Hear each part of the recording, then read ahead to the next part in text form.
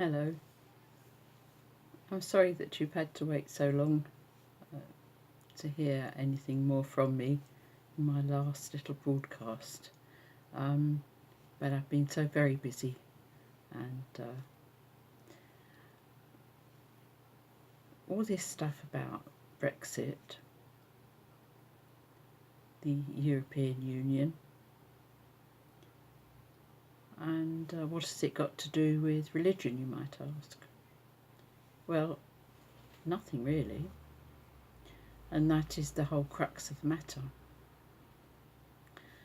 Because in 2008, a European directive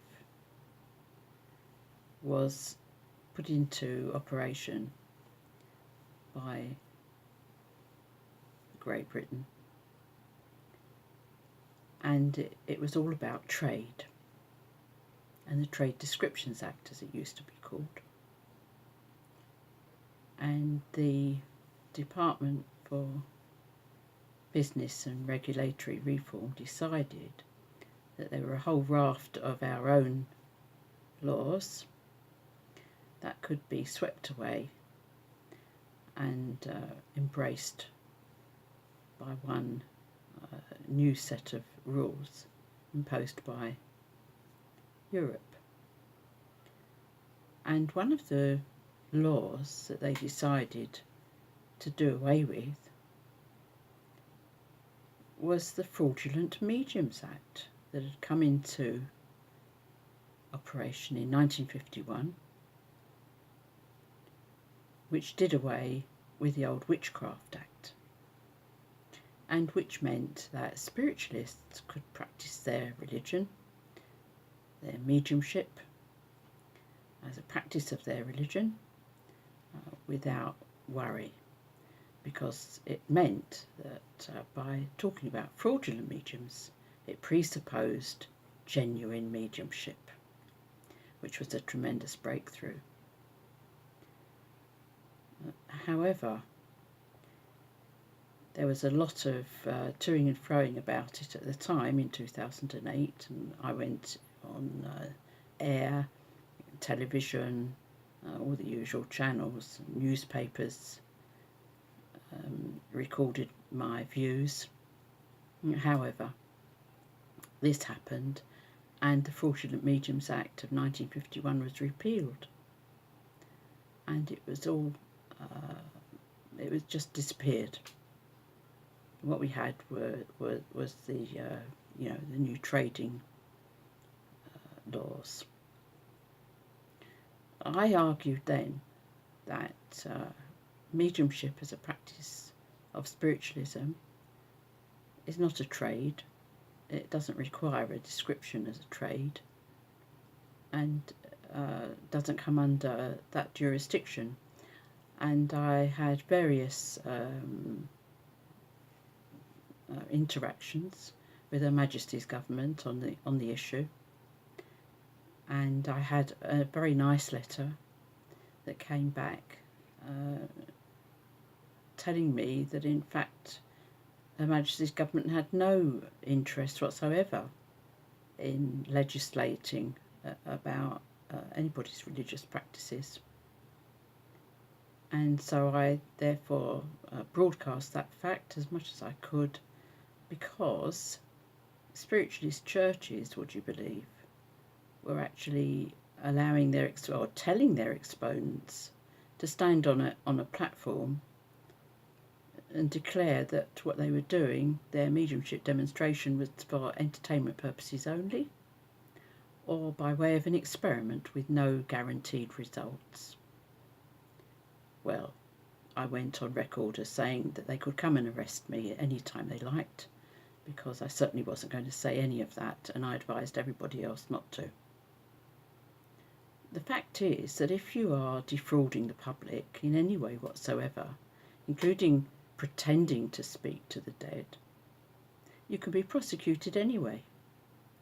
And it would have been so much better if the Fraudulent Mediums Act had been left as it was, therefore giving the right to prosecute anybody who was not a genuine medium. However, not only did it not help,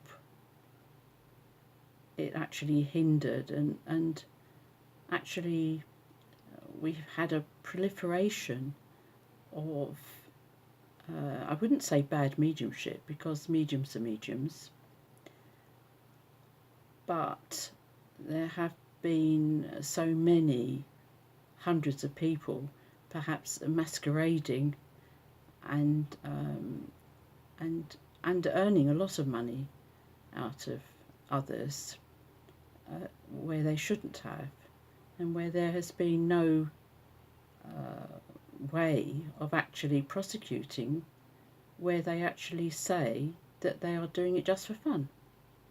Because if you're entertaining somebody, it doesn't matter. You can be, you're an actor. You can be a travesty of any character you wish, and you can impersonate a medium quite happily, as long as you say that that's what you're doing, by saying that you're just doing it for entertainment. So I don't think that's satisfactory at all.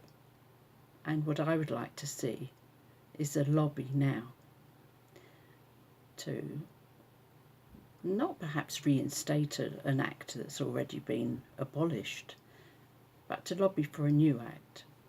And let's call it perhaps the Genuine Mediums Act.